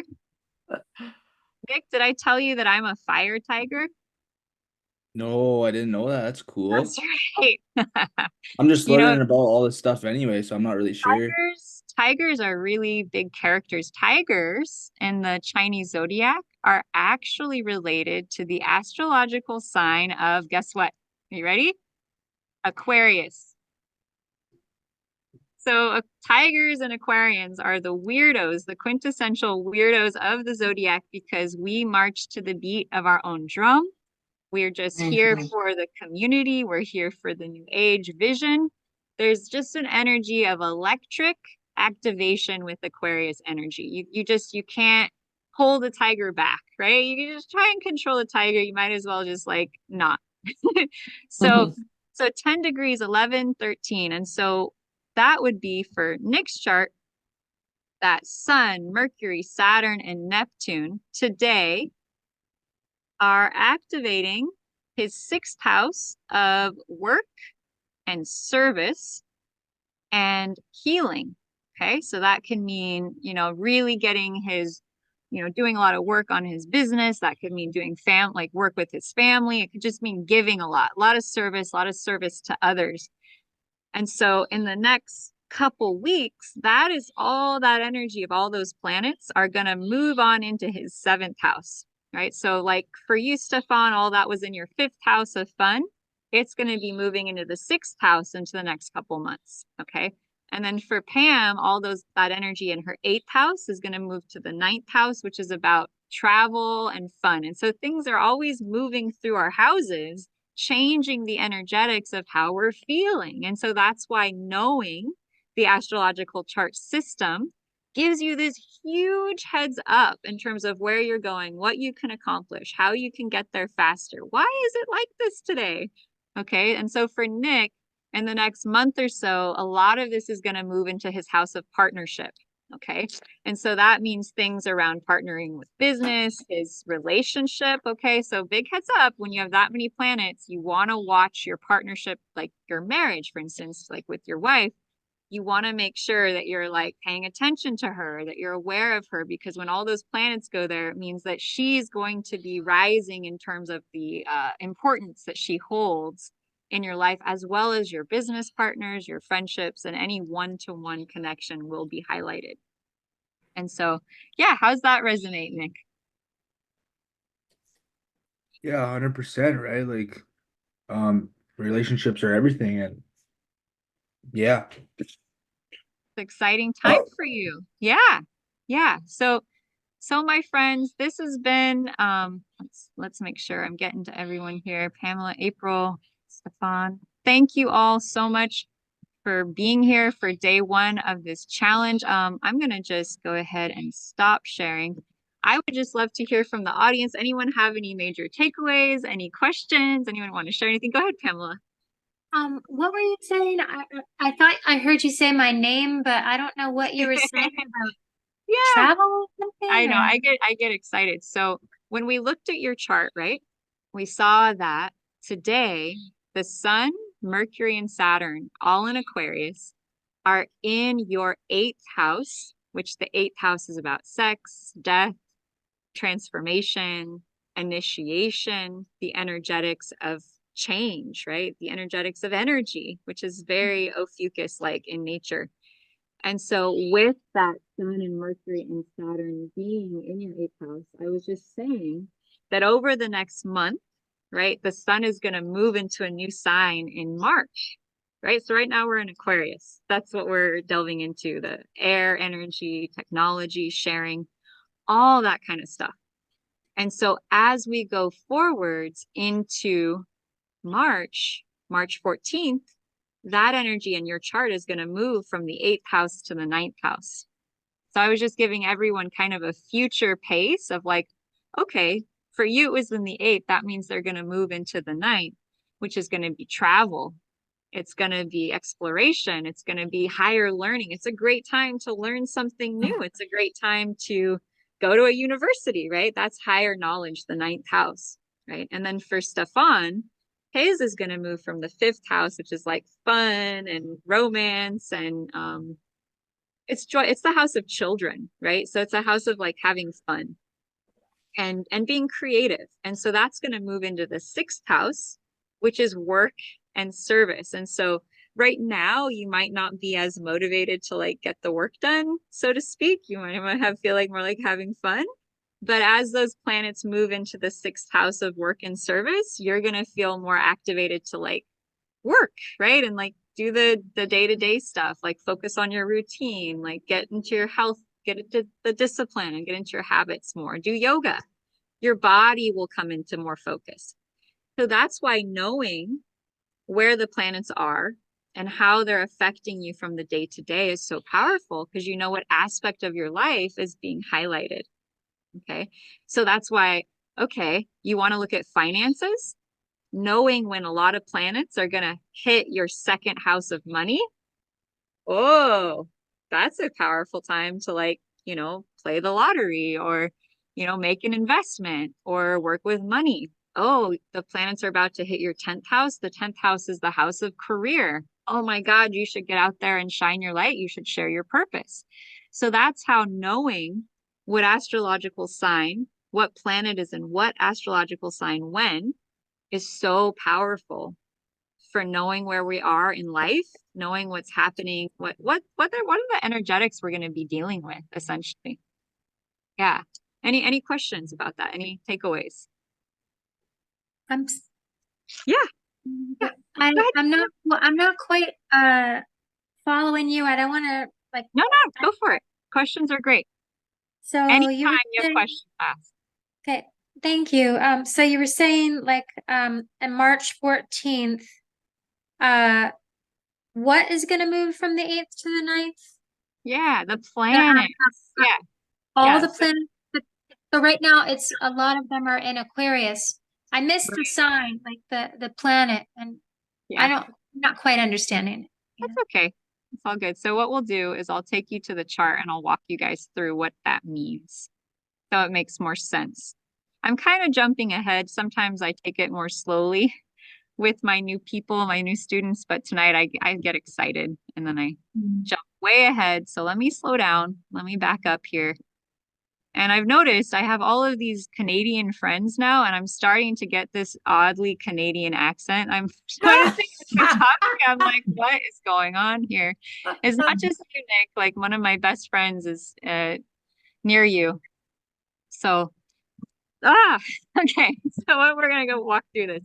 So today, the sun is 11 degrees of Aquarius. You're right, Pamela. There is also Mercury, there's also Saturn, and there's also Neptune. Each planet moves at a slightly different speed. So Sun and Mercury move very fast. Saturn and Neptune move very slowly. And so Saturn and Neptune are going to be Saturn is in Aquarius right now, and Neptune is in Pisces right now. And they're both going to be there for quite a while, almost the whole year. They're long term.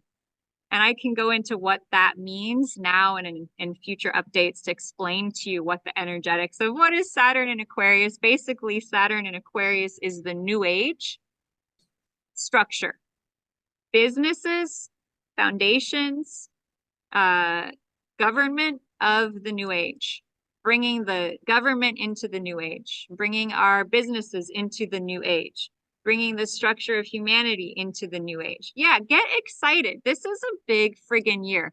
Aquarius is lightning bolt energy. It's Uranian in nature. It changes everything. And then we have Saturn, the planet of structure, in Aquarius. Okay, so that means that this year, the structure of humanity, the structure of this world is going to change. And we all know that. We can all feel that. And I'm working on getting the video I did with April about the full moon, because I talked about it at great length there. And she was like, oh my God, right? So with Saturn and Aquarius, we could see changes in aviation, because Aquarius is all about flying. It's all about new technology. It's about the Tesla.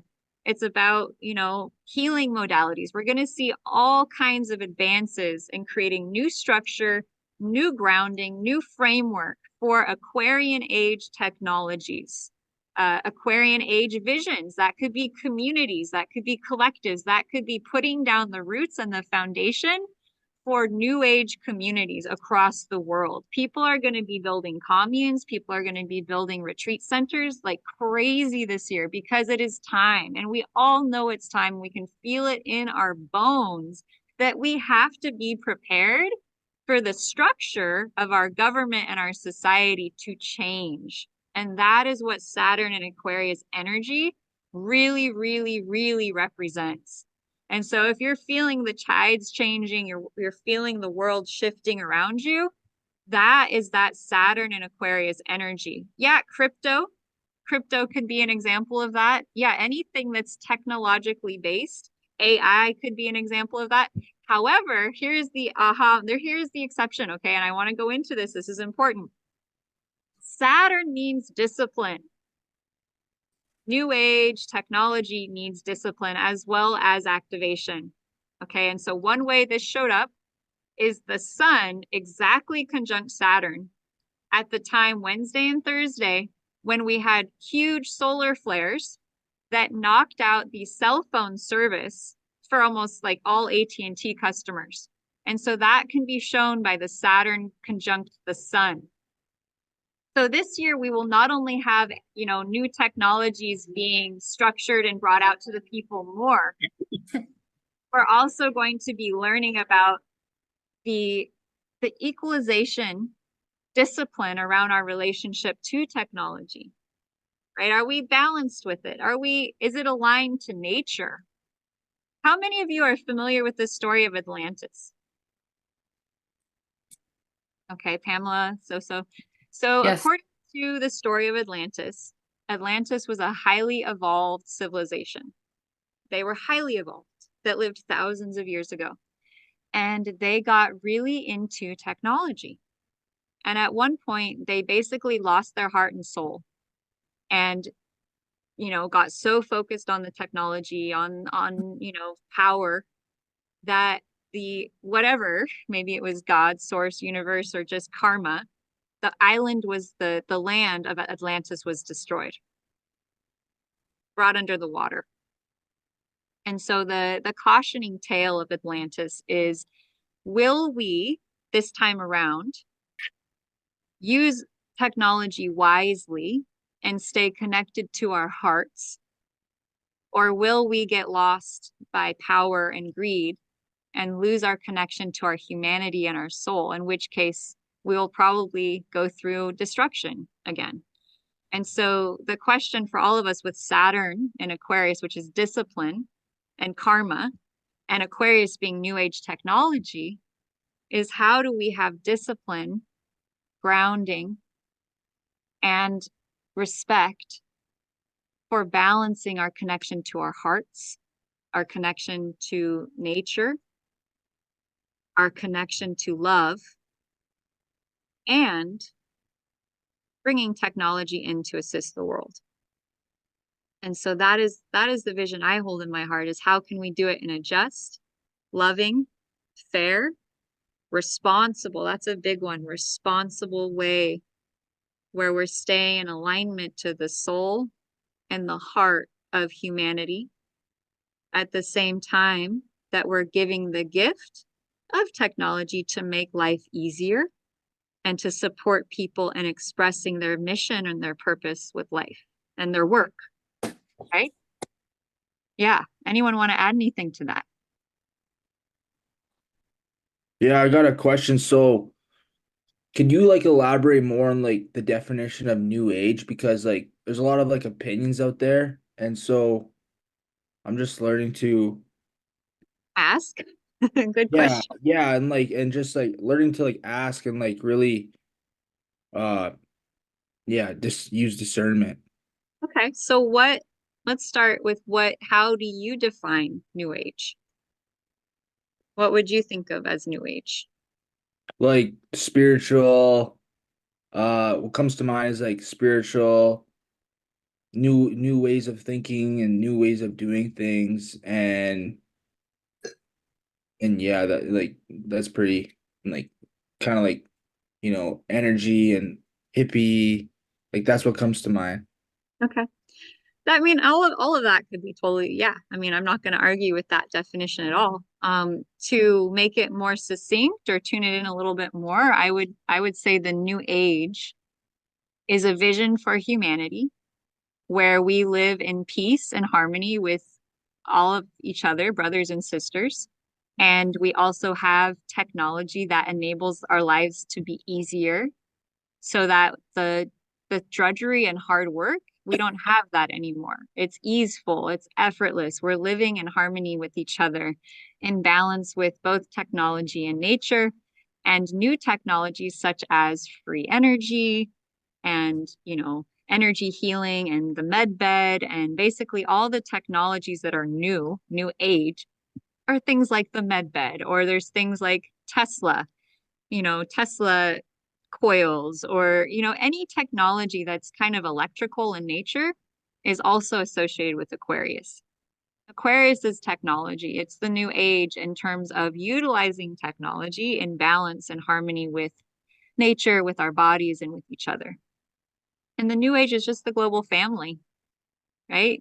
That Nick, Jean, Stefan, Lotus, Karen, Pamela, that we're as one. We're not like separate, different species. We are one family. And even if we have different fathers and mothers, we're one heartbeat, we're one family, and we work together for the collective vision for humanity, not in a separatist, me against the world sort of mentality, but in a let's all do this together and cooperate, but also have free enterprise, also have opportunity to go for what we want and desire within the collective, supporting each other as we go. And that's kind of my vision or idea of New Age. Think of Woodstock. I think of today, like a good example of New Age or Aquarian would be like Mind Valley, right? Or Gaia, or these kind of New Agey, but loving ways of bringing technology and intelligence and growth together. Yeah, does that answer your question, Nick? Yeah, 100%. And we just Good. need to like spread this message more, right? Well, I think it all starts with our own unique path and our purpose, which is what this class is all about, because every person has a unique star map. Some of us are here to be moms and to care for children, and that's like the biggest gift or purpose that we have, and maybe even to share this knowledge with others. Some of us are here to teach lessons and classes and be philosophers, and some of us are here to be leaders. And so that's why the chart is such a powerful tool, because each of us has a unique thumbprint. Each of us is a unique snowflake. So our each purpose is unique. None of us are meant to do the same things, but maybe we can all hold a vision for all of us being successful.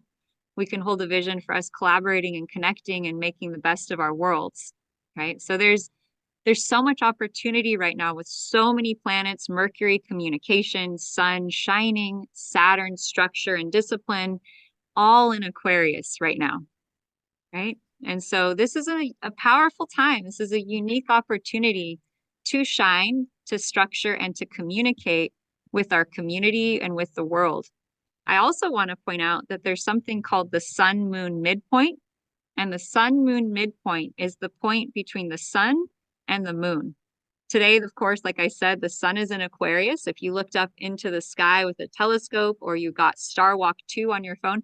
Do you all have Star Walk 2 on your phone? I just got it. Awesome, Pamela.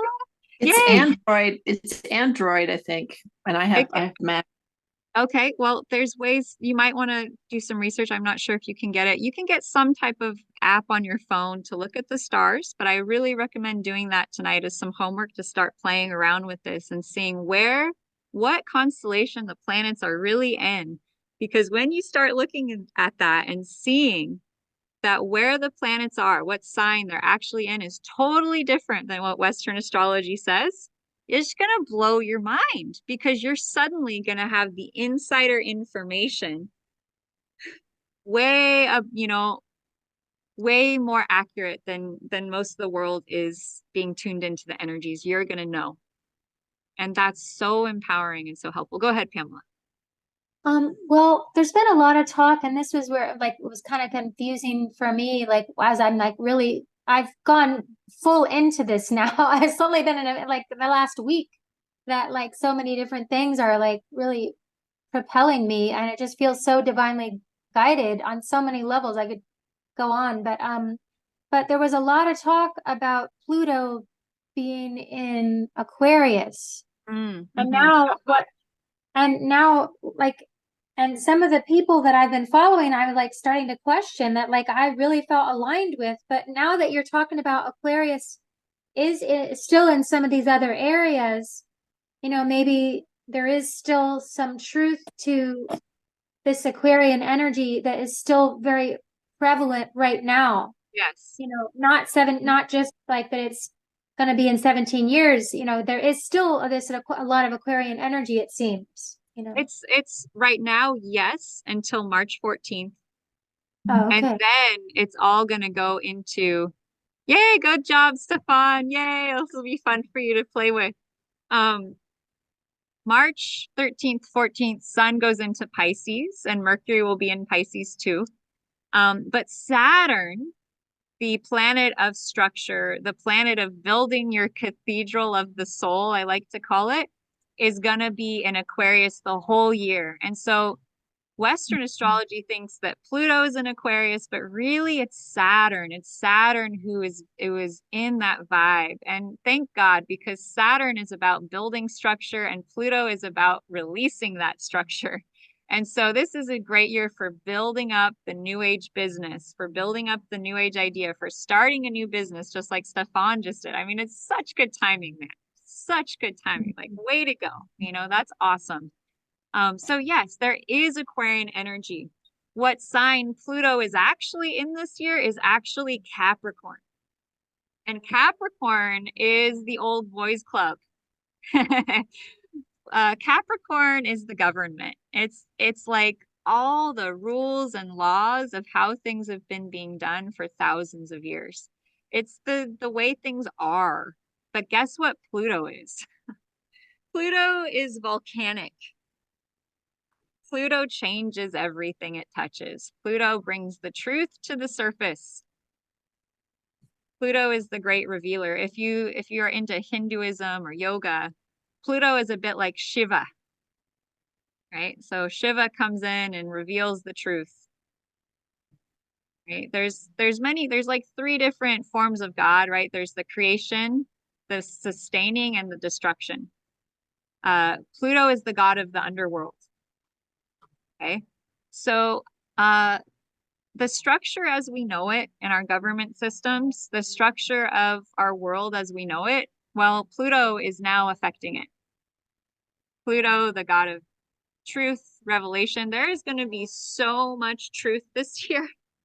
So much stuff that has been buried. I'm so sorry to have to tell you this because I feel like I'm having to reveal something to you, but the things that have been buried in our government, the things that have been buried around the truth of what's really going on in the structure of our government, around authority figures, around people in power, is going to come out this year.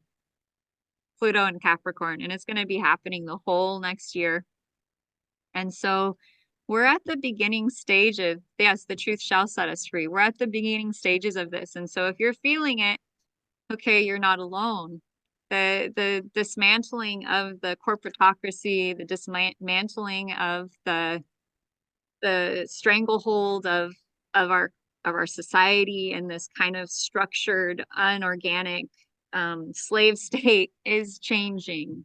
Okay, and I have a lot of judgments, but beyond judgment, just from a purely astrological view, Capricorn is structure. It's bedrock. It's the earth. It's granite. Pluto is change.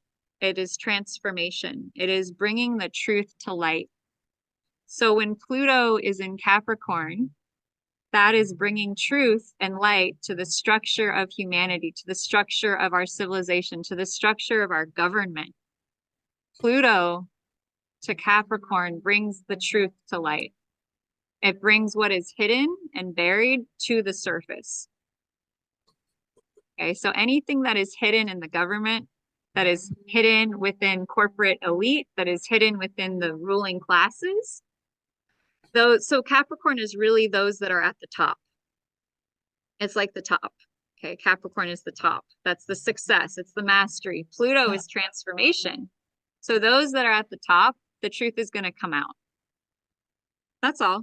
And so if they're good, if they're full of integrity and they're built on a solid foundation of truth of who they are, then there will be friggin' fantastic this year. They will be empowered. They will be activated. It's a volcanic source of power. They will be atomic. They'll be charged up.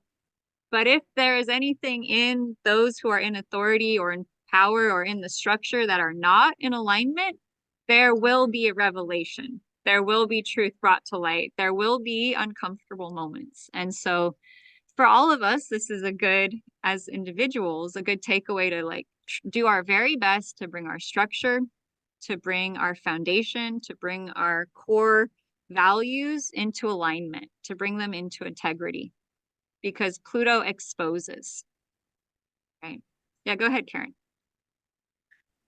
I had a different question, but I don't want to interrupt what you're teaching about. It was going back to the North That's fine. Star.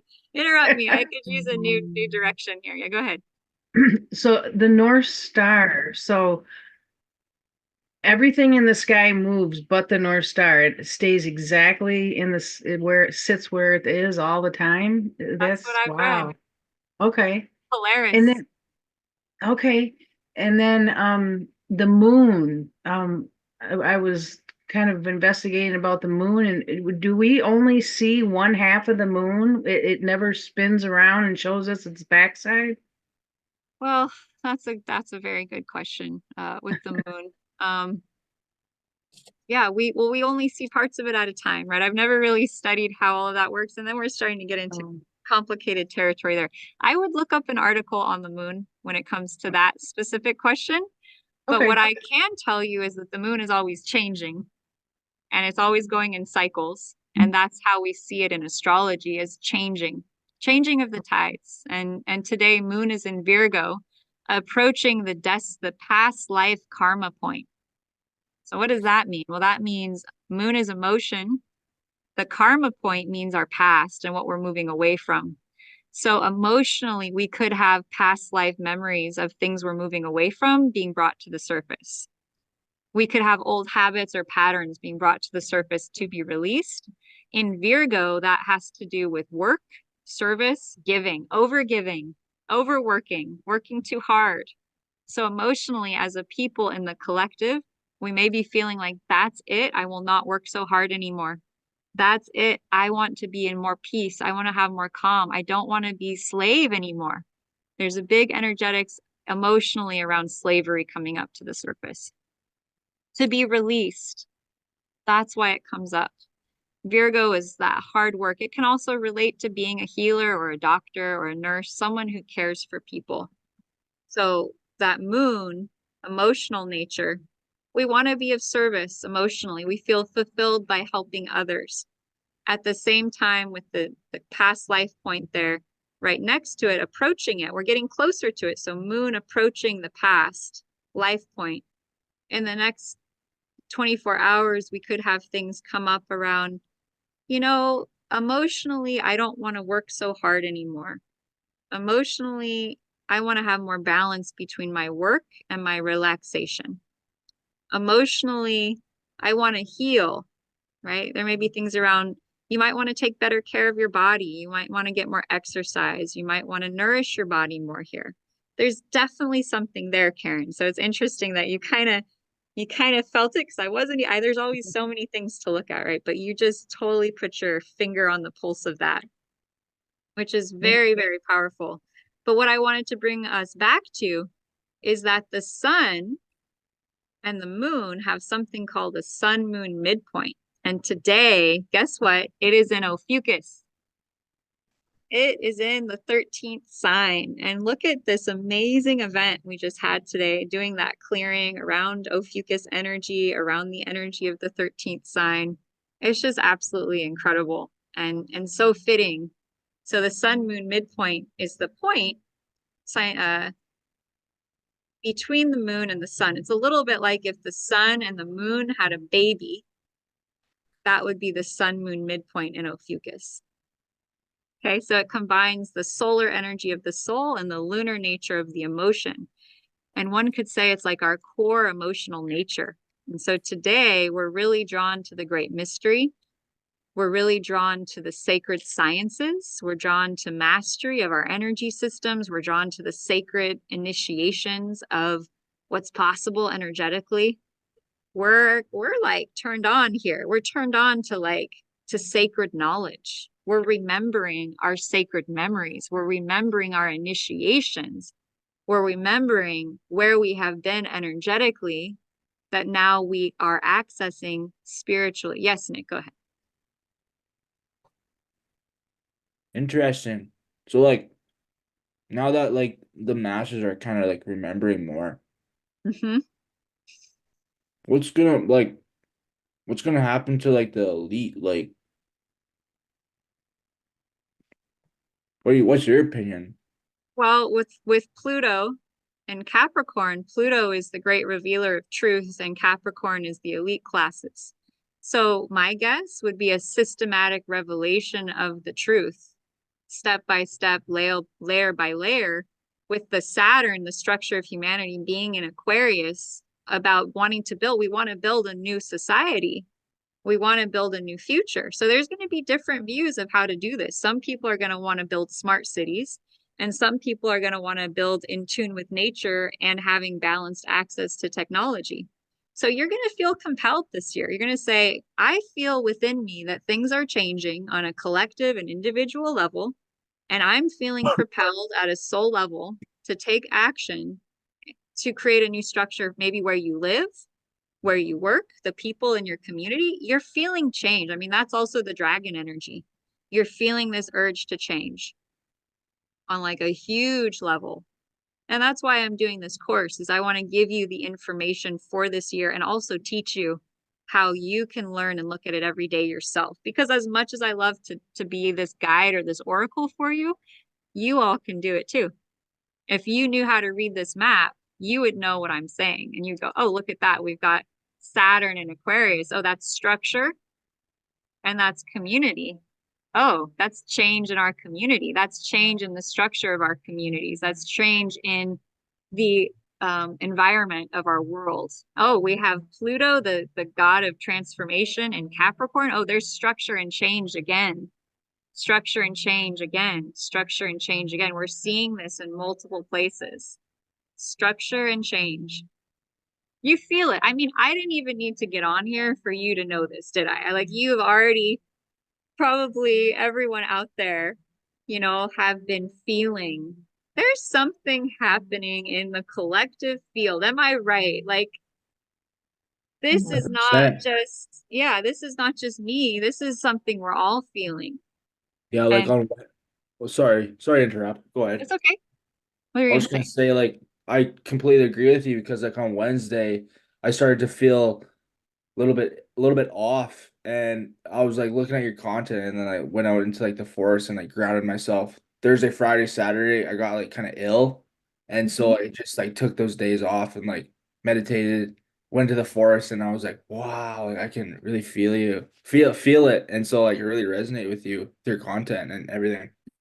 Yeah, yeah. Every day, Nick, I get out my little radar and I just tune into what's happening and I look at the chart and I'm like, oh my God, yep. Oh my God, yep. Oh my God, yep. Like every single time. And I'm like, like I have to get this to you guys because it's so helpful because you're all intuitive and psychic and you feel it. But now when you add in the map, now you can explain it. Instead of like, I have this feeling, it becomes a thing with an object and a subject. And so what happened last week, Wednesday, Thursday, is Sun and Saturn started coming together. Sun of this, being the sun, the sunshine. And we had this solar rays. We had the what are they called? X-class solar flares on Wednesday night and on Thursday. X-class solar flares affect not only us, but they affect something called the Schumann resonance field, which is the electromagnetic field of the Earth. And we actually go into coherence in our hearts and our brains with the Schumann resonance field. It affects our brains and our hearts, and it also affects our mineral content and our electrolytes. And so when the Schumann resonance spikes, when we have solar radiation, our physical body, our organs, our brain, and our hearts are all affected. And so it's a little bit like, not only do we need to read the weather, we also need to read the astrology map. We need to read the Schumann resonance field, and we need to read the solar flare activity in order to be a new age human in charge and in tune and in charge of our environment. At cause, not at effect anymore, at cause, knowing what's happening around us, but taking charge of it.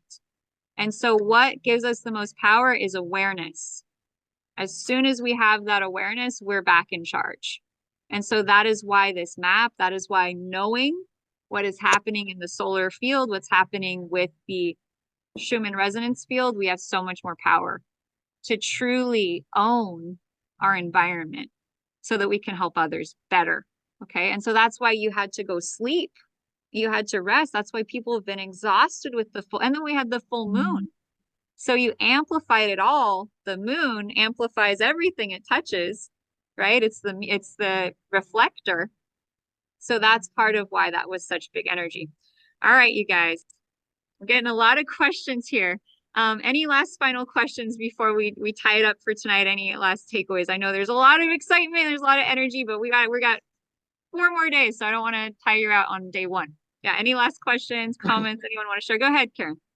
I just want to be the bearer of good news for those of you that lost your AT&T service. They felt so bad. Y'all are getting a $5 rebate on your bill. Whole $5. Well, you know what I'm excited about? I'm excited that things are changing, and that was a symptom. That was like a, hey, y'all, keep your head up. There's going to be a lot of solar flare activity. This may happen again. So I want everyone to make sure you protect your electronic equipment this year. Look into it. What do you need if there is a solar flare for your computer or your cell phone to protect it? Because that's a serious thing. Yeah. Anyone else? Yeah. I get this from the crystal store. It's got a copper coil in it. It's supposed to protect from EMF, and it has a rose quartz angel inside of a pyramid. And I put that in front of my computer. There's something called shungite. I highly recommend people look into getting an EMF reader. Okay, because then you can test there's a lot of EMF products out there that claim to block Wi-Fi. Now, if the test is you get an EMF reader and then you test it with your computer, if it actually lowers the radiation a level. And there's something called shungite. It's a black stone from Russia. Okay. And this is really amazing. So when there was the huge nuclear explosion in Russia, you guys remember this 1986 is right around the time I was born. Actually, this happened. There was a huge meltdown of a nuclear power plant. And so everyone in Russia was getting sick and almost dying from radiation. And there was one community that did not get sick. And they discovered that this community had shungite in the ground, that they were drinking water that was flowing over shungite. And it's a black tar-like stone. And what you can do, awesome. I highly recommend having a bracelet, I think I have a necklace too. And also you want to outfit your computer with a lot of shungite because there's a lot of radiation this stuff is giving off. So shungite, look it up. There's so many sources. It's from Russia. It's the only place you can get it in the world. It also energetically protects your aura and strengthens it almost better than any other crystal or rock on the planet. So it does dual purposes here.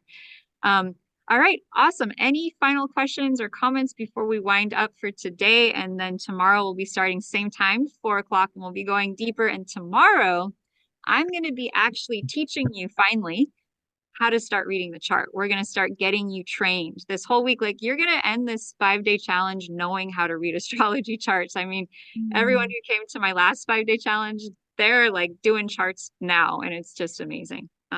So yeah, any final questions or comments? Anyone want to share something? Thank you. Thank you. Thank you. Thank you. Yeah, it's awesome.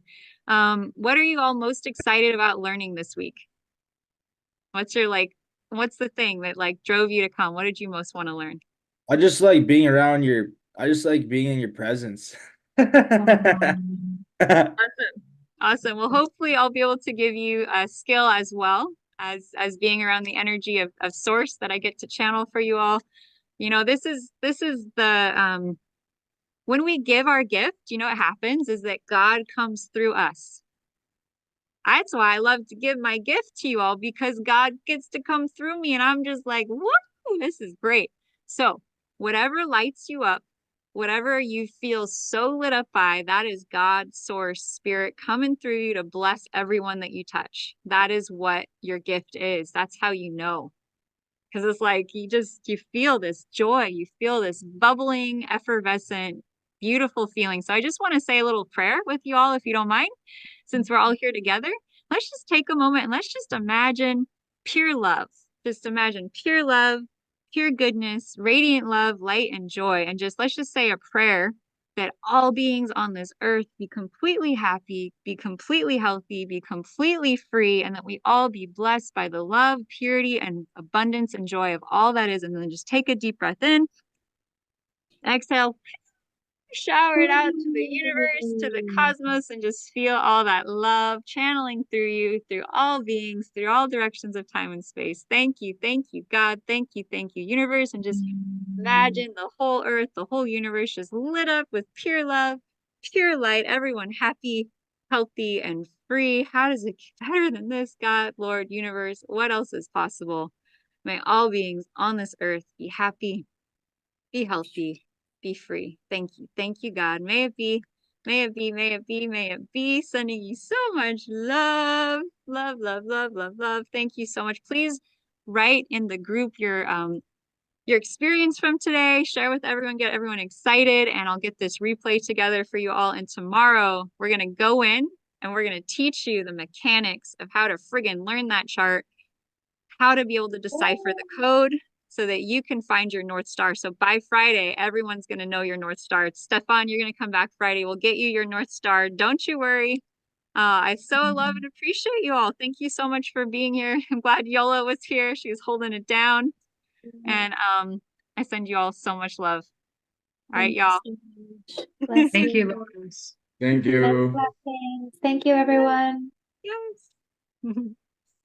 Bye. See you soon.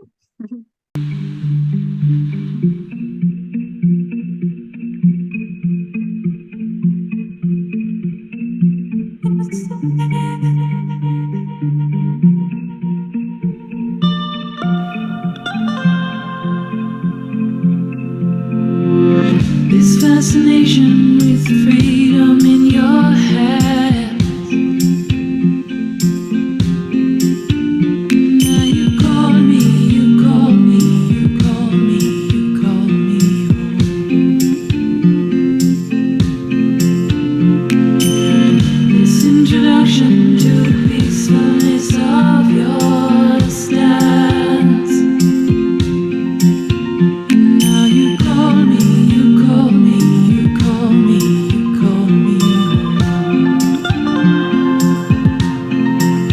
Nothing is good away, like beats on the wind, spider webs breaking out of innocence.